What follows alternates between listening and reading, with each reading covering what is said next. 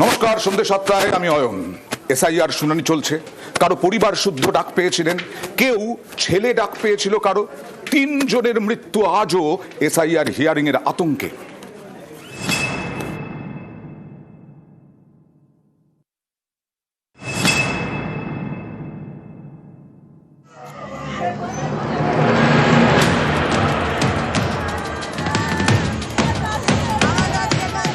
মুর্শিদাবাদের জলঙ্গির বাসিন্দা হাসিনা বিবি, বয়স 75। বুধবার সকালে তাঁর মৃত্যু হয়। পরিবারের দাবি, তাদের সবাইকে এসআইআর শুনানির নোটিশ দেওয়া হয়েছে। শুনানির নোটিশে আতঙ্কে ছিলেন বৃদ্ধা। এর জেরেই স্ট্রোক হয়ে মৃত্যু বলে দাবি পরিবারের। লাতি ছেলেপিলের গেলারে একটু কাগজ ভুলে এসছে এসআরের জন্য। আমার মা আজকে বেলা 7টার সময়তে ইন্তিকাল করেছেন, স্ট্রোক করেছে। কাগজ করতে হবে, অফিসে যেতে হবে, এই জন্য আমার মা চিন্তা করেছে। চিন্তা করার পরে স্ট্রোক করেছে। ছেলেদের কি হবে, কান্দি বেড়াচ্ছিল।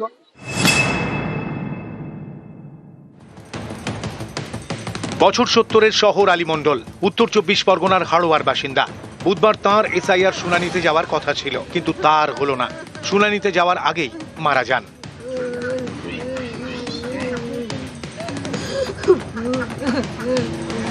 পরিবারের দাবি, শুনানির নোটিশ পাওয়ার পর থেকেই আতঙ্কে ছিলেন। এর জেরেই হার্ট অ্যাটাকে মৃত্যু।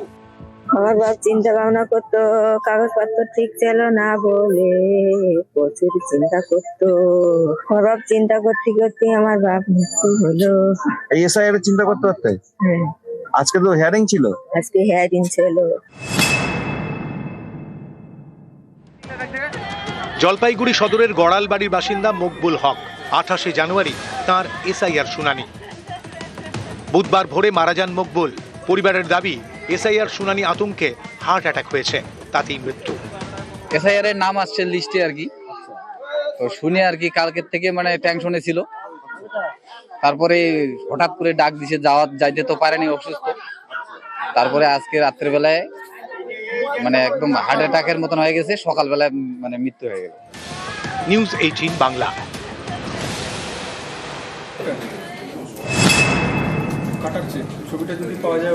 আর জেলায় জেলায় হিয়ারিং এ হয়রানি চলছে। একজনের ছবি দেখাবো, দেখুন, 62 বছর বয়স, পক্ষাঘাতগ্রস্ত, একেবারে কথা বলতে পারেন না, চলতে পারেন না। কিভাবে এসেছেন হিয়ারিং এর ক্যাম্পে, দেখুন। কোন রকমে হিয়ারিং এর ক্যাম্পে তাকেও আসতে হয়েছে। কোথায় নির্বাচন কমিশন নাকি নিয়ম করেছিল যে অসুস্থ শরীরে আসতে হবে না, এই ধরনের রোগীকে আসার প্রয়োজন নেই, বাড়িতেই নাকি হবে শুনানি, কিন্তু তাকে তো আসতে হলো। এটা আলিপুরদুয়ারের ঘটনা। পক্ষাঘাত রোগীকে শুনানিতে ডাক। আলিপুরদুয়ারের বাসিন্দা বৃদ্ধের চূড়ান্ত হয়রানি দেখুন। ভোলা মহন্ত বিশেষভাবে সক্ষম।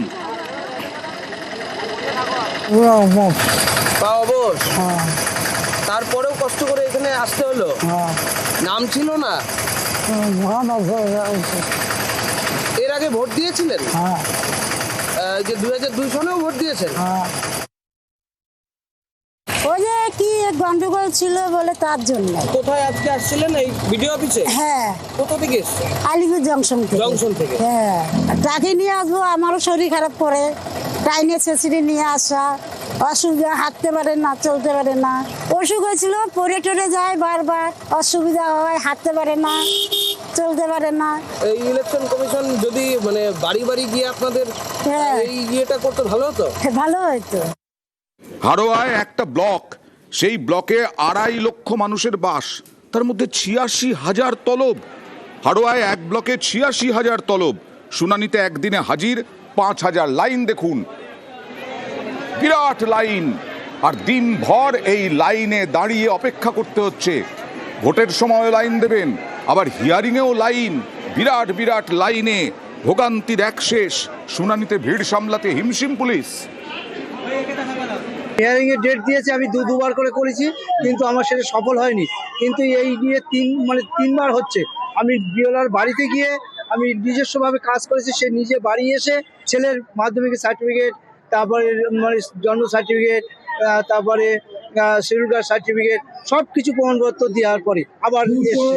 আর হয়রানি মানে বিশাল কাজকর্ম বন্ধ রেখে ছেলে এখন বাইরে রয়েছে, তাকে আবার ডেকে আনা খুব সমস্যা পড়ে গেছে। এইভাবে হয়রানি, হ্যাঁ প্রচুর ভিড়। আর এইরকম হয়রানি করলে আমরা কিভাবে কি করব? আমরা অনেক ভাই বোন, সেই জন্য আমার মানে হিয়ারিং এ ডেকেছে। হ্যাঁ, এর আগে খসড়া তালিকার ওই কাগজপত্র জমা দিয়েছিলাম, তাতে হয়নি, আবার এই পিরিয়ড এসছে। এটা আমাদের হয়রানি ছাড়া আর কিছুই না। আজকে আমাদের এই বাল বাচ্চা সব ফেলে দিয়ে এখন এই লাইনে দাঁড়িয়ে থাকতে হচ্ছে। এখন ঘন্টার পর ঘন্টা কখন হবে তাও জানি না। না খেয়ে না দে লাইনে এইভাবেই না খেয়ে না দে এইভাবে ভোটার লাইনে দাঁড়াতে হচ্ছে, কারণ ভোটার তালিকা থেকে যদি নাম বাদ যায়। আর এদিকে স্বরূপনগরে দেখুন তুলকালাম কাণ্ড।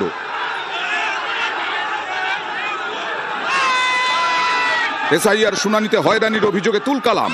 স্বরূপনগরে বিডিও অফিসের সামনে বিক্ষোভ, আগুন জ্বালিয়ে তৃণমূল কর্মী সমর্থকদের বিক্ষোভ, পুলিশ বিক্ষোভকারীদের ধস্তাধস্তি, ব্যারিকেড ভেঙে ভেতরে ঢোকার চেষ্টা, বিডিওকে ডেপুটেশন জমা।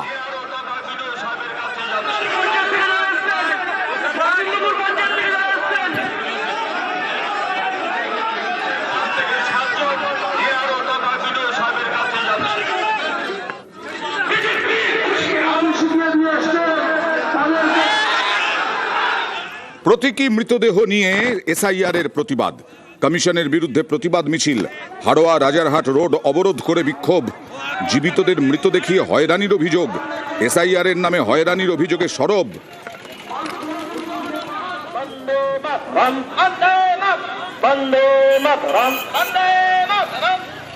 অপরিকল্পিত এসআইআর এর বিরুদ্ধে লড়ছিল, অপরিকল্পিত এসআইআর এর বিরুদ্ধে লড়ছিল। আর বিএলওকে ধমক মন্ত্রীর, বিএলওকে ধমক মন্ত্রীর। মুর্শিদাবাদে এক বিএলওকে ধমক, মুর্শিদাবাদের রঘুনাথগঞ্জে বিএলওকে ধমক মন্ত্রীর। শুনানি কেন্দ্রে ঢুকে বিএলওকে ধমক দেওয়ার অভিযোগ দেখুন। বিজেপি দালালি করতেছেন নাকি এখানে? আমি লোকাল লেভেল মিনিস্টার, তারপরে আমাকে আর্গুমেন্ট করছি। আপনাকে ক্লিয়ার বলে যাচ্ছি বিডিও সাহেব, সুপ্রিম কোর্টের জাজমেন্ট যা আছে, আপনার অফিসারকে ক্লিয়ার ইনস্ট্রাকশন দেন। আমি আধ ঘন্টা পর যদি অন্য কাউন্টারে দেখি যে ভুলভাল হচ্ছে, তাহলে কিন্তু কাউকে বেরোতে দেবো না। আমি মানুষকে এইভাবে বিএলওকে ধমক আখরুজ্জামানের, আপনার আধিকারিককে ভিডিওর সামনেই ধমক বিদ্যুৎ প্রতিমন্ত্রী আখরুজ্জামানের। শুনানিতে রিসিভ কপি নেই কেন? রিসিভ কপি দিতে হবে সুপ্রিম কোর্টের নির্দেশ অনুযায়ী, এটাই বলতে চাইছেন মন্ত্রী। I am not your servant. You check your higher authority. আপনি নিজে কাজে ঘাটতি করছেন, লোককে হয়রানি করছেন, আর বড় বড় কথা বলছেন। বিজেপি দালালি করতেছেন নাকি এখানে? আমি লোকাল লেভেল মিনিস্টার, তারপরে আমাকে আর্গুমেন্ট করছি। আপনাকে ক্লিয়ার বলে যাচ্ছি বিডিও সাহেব, সুপ্রিম কোর্টের জাজমেন্ট যা আছে, আপনার অফিসারকে ক্লিয়ার ইনস্ট্রাকশন দেন। আমি আধ ঘন্টা পর যদি অন্য কাউন্টারে দেখি যে ভুলভাল হচ্ছে, তাহলে কিন্তু কাউকে বেরোতে দেবো না। আমি মানুষকে এইভাবে অযথা ভুলভাল তথ্য আমি আর মানবো না। আপনার আধিকারিককে নির্বাচন কমিশনের সুপ্রিম কোর্টের জাজমেন্ট আছে যে প্রতিটি ভোটার তার প্রপার রিসিভ পাবে। এখানে আধিকারিকেরা শুধু মালগুলো জমা নিচ্ছে, কি কি ডকুমেন্টস পেলো তার রিসিভ দিচ্ছে না, সেগুলো লিখছে না। আমরা এখানকার আধিকারিকের বললাম যে আমরা হিয়ারিংয়ে আসতে প্রস্তুত, কিন্তু আপনারা যেভাবে করছেন, নির্বাচন কমিশন বিজেপি দালালি করছে, আমাদের ভোটার লিস্ট থেকে নেমে নাম বাদ দেওয়া তার চক্রান্তে লিপ্ত আছে। কিন্তু নির্বাচন কমিশন তার দায়িত্ব মানুষকে হয়রানি ছাড়া কোনো কিছু করছে না। এর আগে দেখাচ্ছিলাম পক্ষাঘাত রোগী, প্যারালাইসিস, সেই নিয়ে যেতে হয়েছে। আর এবার দেখুন হুগলির শ্রীরামপুরের বাসিন্দা সাম্য, তাকে সেরিব্রাল পলসি রোগী, সে হাঁটতে পারেন না, সঙ্গী হুইল চেয়ার। তিনিও বুধবার শুনানিতে। কথা বলবো প্রতিনিধি রানার সঙ্গে। রানা, এ তো নির্বাচন কমিশনের নিয়ম যে বিএলওদের নির্দেশ দেওয়া হয়েছে যে বিএলওরা বাড়ি বাড়ি গিয়ে এই ধরনের রোগীদের ক্ষেত্রে শুনানি করবেন, কোথায়? একদমই তাই। সেই নির্দেশ কিন্তু কার্যকর মানে অমান্য করছে। কারণ আজকে দেখা গেল যে চিত্রটা শ্রীরামপুরে এই যে একজন মানে অসুস্থ যে শারীরিকভাবে বিশেষভাবে সক্ষম সেই ছেলেটিকে পর্যন্ত হিয়ারিং এ ডাকা হয়েছে, কিন্তু তাকে কেন ডাকা হয়েছে সেই নিয়ে কিন্তু কোনো সাউথ করতে পারেনি। তার পরিবারের অভিযোগ যে এইভাবে তার ছেলেকে এই অসুস্থ অবস্থায় হুইল চেয়ারে বসিয়ে তাকে নিয়ে আসা হয়েছে এবং তার হিয়ারিং এ কোনো কাজই হয়নি। বেশ, বিএলওর দায়িত্বটা কি? বিএলও কি বলছেন? এখনো পর্যন্ত কোনো রকম কোনো তার বক্তব্য নেই। সঠিক কারণটা পরিষ্কার আমাদের কাছে কিছুই নয় যে কেন ডাকা হয়েছে, শুধু বলেছে কিছু একটা অমিল পাওয়া গেছে। এই অবস্থাতে একটা ছেলেকে কেন, যার 50% সেইভাবে বলছে, তাকে কেন ডাকা হলো আমার কাছে পরিষ্কার নয়। ডকুমেন্টস যা যা বলেছেন সব দিয়েছি। তো যেহেতু ওর বাবার নাম দেওয়া আছে, আমাকে বলা হলো ওর বাবার একটা ডকুমেন্টস লাগবে। ওর বাবার আধার কার্ডের কপি এখন যখন জমা করলাম, এখন আবার বলা হচ্ছে যে না, ওর বাবার এডুকেশন কোয়ালিফিকেশনের একটা ডকুমেন্টস আবার বিএলও অফিসে জমা করতে হবে। Very much harassed.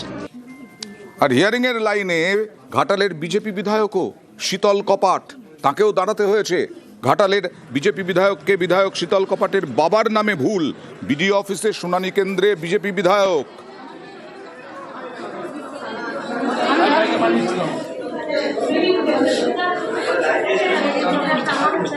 বাবার যে ভোটার তালিকা 2002, সেই ভোটার তালিকার যে নামটা আছে বর্তমানে তোমার যে ভোটার কার্ডে যে বাবার নামে স্পেলিংটা ভুল আছে।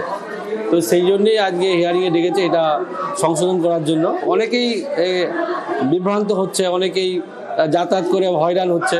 তো সে জায়গায় হয়তো সমস্যা হচ্ছে, ভোটার তালিকা স্বচ্ছতার সাথে প্রকাশ করা হবে বলেই সেই জন্য নির্বাচন কমিশনার এই ধরনের ব্যবস্থা নিয়েছে। পিছিয়ে যাবে ভোটার তালিকা প্রকাশ? সুপ্রিম কোর্টের নির্দেশ মতো তো নতুন করে গাইডলাইন তৈরি করতে হবে নির্বাচন কমিশনকে। আজকেই তো সেই গাইডলাইন প্রকাশ করার কথা ছিল এবং লজিক্যাল ডিসক্রিপেন্সি তালিকা প্রকাশ করার কথা বলবো প্রতিনিধি মৈত্রীর সঙ্গে। মৈত্রী, কত দূর এখনো পর্যন্ত?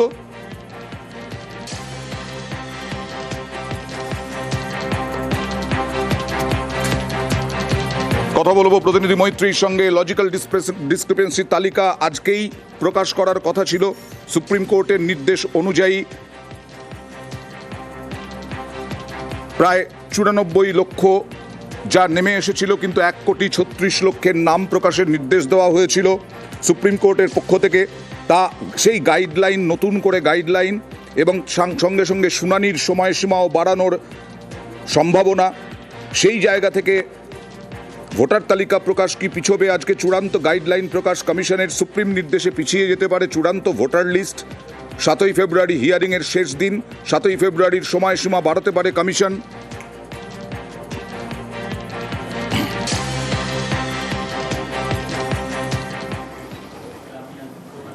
মাঠে নেমে পড়েছেন রাজনীতির মাঠে আবারও, এবং ভোট আসছে 26-এর টার্গেট। আর তাই অনুব্রত মণ্ডল মাঠে নেমে পড়েছেন। সেই অনুব্রত মণ্ডল 2 বছর তিহার জেলে কাটিয়েছেন। সেই অনুব্রত মণ্ডল, অকুতভয় অনুব্রত মণ্ডল, তিনি বললেন 2 বছর জেল খেটেছেন, তাকে তিনি কাউকে ভয় পান না। তাই ভয় খায় না, এক বিন্দু ভয় খায় না। 2.5 বছর জেল কেটেছি, জেলের ভয় খায় না। মানুষের সঙ্গে আছি। এই দেশের পর ওরা এনআরসি করবে, সেই এনআরসি একমাত্র আটকাবে, তার নাম মমতা ব্যানার্জি আর অভিষেক ব্যানার্জি। ওই জন্য মমতা ব্যানার্জিকে মুখ্যমন্ত্রী আমাদের প্রচন্ড দরকার। 28শে জানুয়ারি সিঙ্গুর যাচ্ছেন মুখ্যমন্ত্রী, তৃণমূল নেত্রী মমতা বন্দ্যোপাধ্যায়। প্রশাসনিক সভা করতে পারেন, রাজনৈতিক সভাও করতে পারেন। আর সিঙ্গুর টার্গেটে 26-এ সরগরম।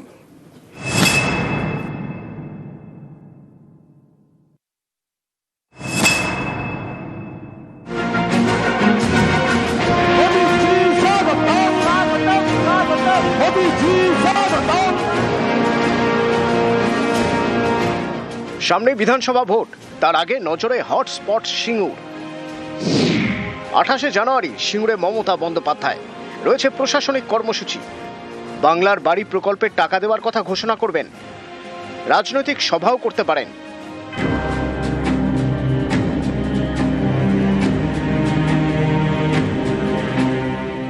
সিঙ্গুর ঘিরে একসময় তোলপাড় হয়েছে দেশের রাজনীতি।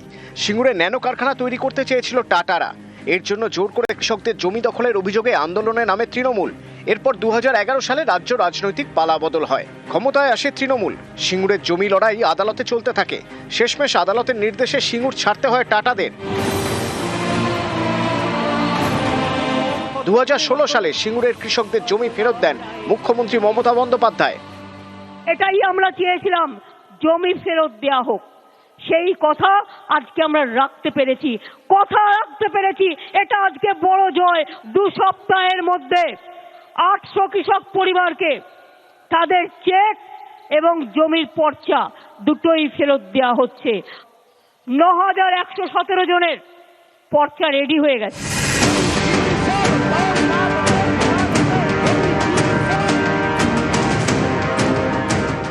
2011 সালে পরিবর্তনের পালে হাওয়া দিয়েছিল তৃণমূল।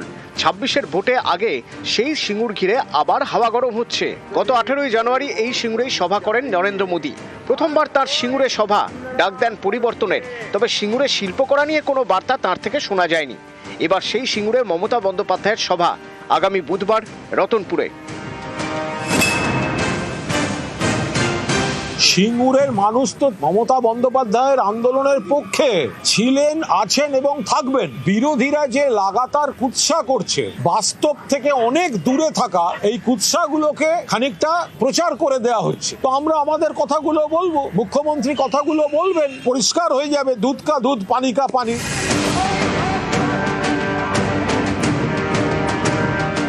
নিউজ 18 বাংলা। ভোটের আগে তৃণমূল নেত্রী মমতা বন্দ্যোপাধ্যায় সিঙ্গুর সফরে, আশায় বুক বাঁধছেন সিঙ্গুরবাসী। মুখ্যমন্ত্রী আসছেন যখন আমরা খুবই খুশি। আমরা দিদির হয়েই সব কিছু বলবো। আমাদের দিদি যে সাহায্য করেছেন বা করছেন, আরও করবেন, আমরা সেই আশাই করছি। আমরা দিদির মুখ থেকে অনেক কিছু শুনতে চাই, ভালোটাই শুনতে চাই। আশা করি দিদি সেইটা ভালোটাই আমাদের করে যাবেন। প্রধানমন্ত্রীর থেকে মানুষ আশা করেছিল উনি হয়তো ভালো কিছু সিঙ্গুরের জন্য বলবেন। সিঙ্গুরের মানুষকে হতাশ করে দিয়ে চলে গেছে। যেহেতু আমাদের মাননীয় মুখ্যমন্ত্রী সিঙ্গুরে আসছে, যারা আমরা আন্দোলন করেছিলাম, আন্দোলনের সঙ্গে যুক্ত আমরা ছিলাম, দিদিমণি যে এখনও সিঙ্গুরের মানুষের কথা ভুলতে পারেনি, সেটা আমাদের কাছে আবার প্রমাণ করে দিচ্ছে। যেমন প্রধানমন্ত্রী হতাশ করে দিয়ে গেছে, আমরা দিদিমণির মুখে কিছু শুনতে চাই, যারা সিঙ্গুরের আমরা আন্দোলনের সঙ্গে যুক্ত ছিলাম, যাতে আমরা সিঙ্গুরের আলো কিছু দেখতে পাই।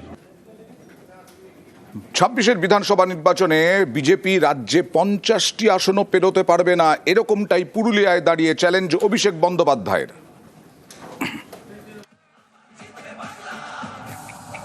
এই ভারতীয় জুমলা পার্টিদের 50-এর গন্ডি আমরা পেরোতে দেবো না, কথা দিয়ে গেলাম। পুরুলিয়া খালি 9-0 আপনাদের করতে হবে। আপনাদের যেভাবে বোকা বানিয়েছে 7 বছর ধরে, একইভাবে বোকা বানাবেন। নির্বাচনের সময় টাকা পয়সা দেবে, সব নিয়ে নেবেন। পদ্ম ফুলের থেকে টাকা নেবে আর জোড়া ফুলে ভোট দেবে। যখন ব্যালট বাক্স খুলবে, পদ্ম ফুলের নেতারা যেন চোখে সর্ষে ফুল দেখে, এটা সুনিশ্চিত করতে হবে। পরিযায়ী নিয়েও তো বিজেপিকে অভিষেক বন্দ্যোপাধ্যায় পুরুলিয়ায় দাঁড়িয়ে বললেন, পুরুলিয়ায় পরিযায়ীদের ওপর বিজেপির রাজ্যে অত্যাচার। পুরুলিয়ার রঘুনাথপুরে 7 জন পরিযায়ী শ্রমিক কাজ করছিল। ছত্তিশগড়ের একটা জায়গায় বজরং দল গিয়ে মেরেছে, আর এখানে রামনবমী পালন করা হয়। যে রামের নামে স্লোগান দিত, সেই অযোধ্যা এদেরকে প্রত্যাখ্যান করেছে। অযোধ্যায় বিজেপি, যেখানে রাম মন্দির হয়েছে সেখানে বিজেপি হেরেছে। যারা আমাদেরকে বাংলাদেশি বলে, বাংলায় কথা বলছি বলে, জ্যোতির্ময় মাহাতো কি ভাষায় কথা বলে, সুকান্ত মজুমদার, শুভেন্দু অধিকারী, শ্রমিক ভট্টাচার্য কি ভাষায় কথা বলে? তাহলে আমরা যদি বাংলাদেশি হই, ওরাও তো বাংলাদেশি। এবারে অন্য একটা খবর, জঙ্গি ইদ্রিসের 10 বছরের কারাদণ্ড এবং সঙ্গে জরিমানা। 10 বছরের কারাদণ্ড এনআইএর আদালতের। 10 বছরের কারাদণ্ড ইদ্রিস তানভীর ধরা পড়ে 2020 সালে বাদুড়িয়ায়। ধৃত লস্কর জঙ্গি তানিয়া পারভিনকে জেরা করে ইদ্রিসের খোঁজ পায় এনআইএ। ইদ্রিসের 10 বছরের কারাদণ্ড, জরিমানার নির্দেশ এনআইএ বিশেষ আদালতের। 2020-তে হায়দ্রাবাদ থেকে গ্রেফতার হয় ইদ্রিস, লস্কর জঙ্গি মোহাম্মদ ইদ্রিস।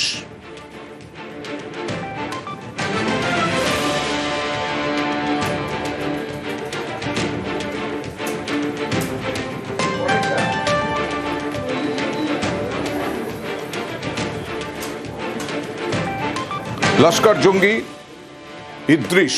কথা বলবো প্রতিনিধি অর্ণবের সঙ্গে। অর্ণব, দেখো আজকে এনআইএ বিশেষ আদালত এই মোহাম্মদ ইদ্রিসকে 10 বছরের সশ্রম কারাদণ্ড এবং একই সঙ্গে জরিমানার নির্দেশ জারি করেছে। 2020 সালে বাদুড়িয়ার কলেজ ছাত্রী তানিয়া পারভিন তাকেই প্রথম রাজ্যে এসটিএফ গ্রেপ্তার করে এবং তার কাছ থেকে বিভিন্ন লিঙ্ক ধরে পরে এনআইএ তদন্তভার নিয়ে হায়দ্রাবাদ থেকে কাশ্মীরের এই যুবক মোহাম্মদ ইদ্রিসকে জালে আনে এবং 2020 সাল থেকেই সে জেলে ছিল। কিছুদিন আগে এনআইএ বিশেষ আদালতে সে তার দোষ কবুল করে নেয় এবং লস্কর জঙ্গির সঙ্গে তার যে যোগাযোগ ছিল এবং একই সঙ্গে কার্যকলাপে সে যুক্ত ছিল, প্রশিক্ষণে যুক্ত ছিল, তাও স্বীকার করে নেয়। এরপরই আদালতে সর্বোচ্চ শাস্তি যাবজ্জীবন ছিল, কিন্তু এক্ষেত্রে অন্যতম দোষী তার যে আচরণ এবং দোষ কবুল করে নেওয়ার কারণেই এই 10 বছরের সাজা তাকে শোনানো হয়েছে। যদিও তানিয়া পারভিন বাদুড়িয়ার যে কলেজ ছাত্রী, তার সাজা এখনো হয়নি, কারণ তার বিচার প্রক্রিয়া এখনো চলছে। ওকে, দোষ কবুল করায় 10 বছরের কারাদণ্ড।